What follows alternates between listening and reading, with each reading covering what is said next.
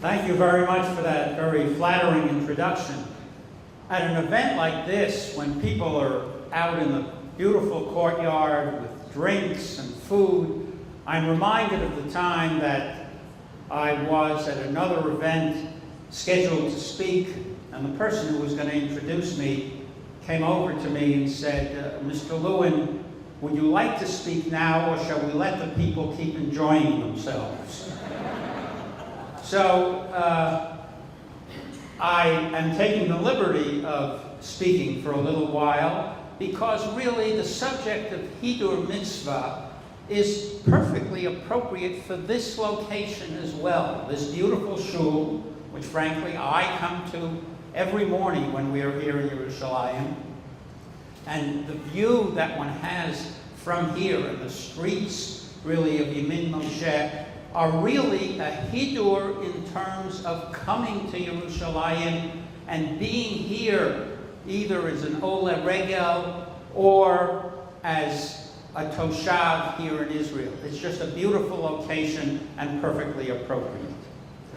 But to discuss the subject of Hiddur Mitzvah and to discuss its theory, I would like to take really the opportunity to do two things this evening.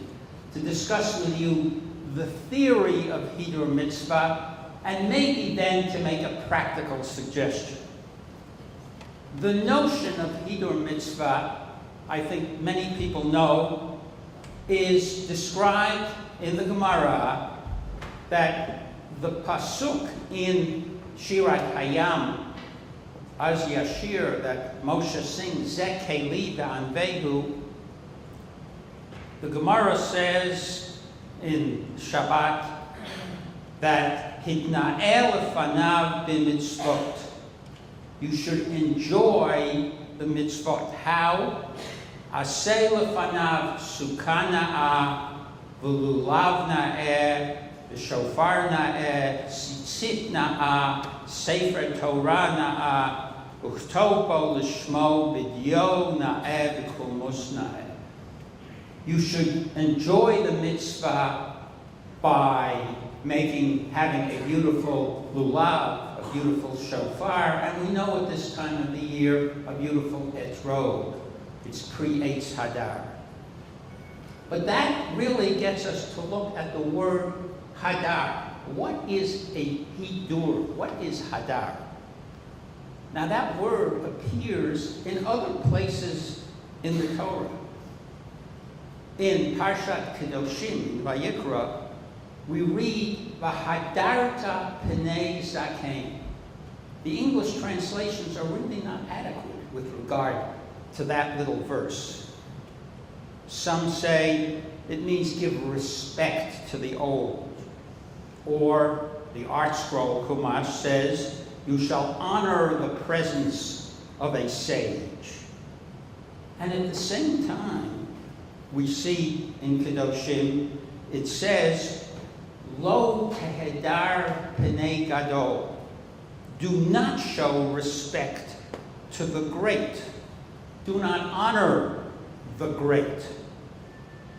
What does that mean? Well, in the Chumash Shmot, in Mishpatim, it says, Vidal lo tehedar berivo.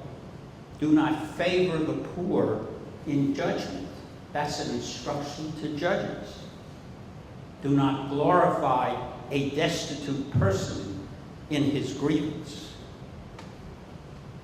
Why do we have those instructions in the Torah?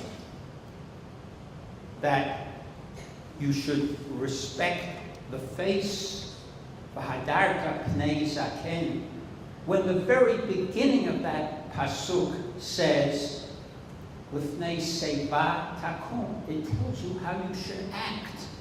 And the same thing is true about the negative prohibition. Do not honor the poor or the great if they appear before you in judgment. Well, the Torah tells us in the same, and really, that what you should do, lo taseh avel b'mishpat. You may not commit injustice.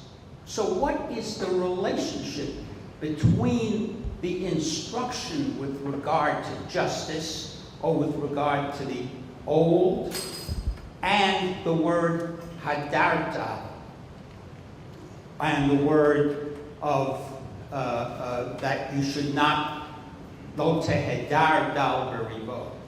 The difference, I submit to you, is that the word Hiddur is not conduct. It does not describe your conduct. Lefnei seva takum, what you should do, you should act with regard to an aged person appropriately. But at the same time, with regard to your emotion and your feeling, you have an obligation to respect, to honor, to have a feeling about an elderly person. And the same thing is true with regard to a judge. A judge has to do justice, but with regard to his emotion, with regard to his feeling should not even be that I will treat the lofty, the great person better, or the poor person better. That's the difference. Lo ta'asu avel b'mishpat is conduct, and lo tehedar dal b'rivo is how you should feel. Now that is maybe a clue to what we mean by Hiddur mitzvah. The mitzvah should generate in you a feeling of beauty.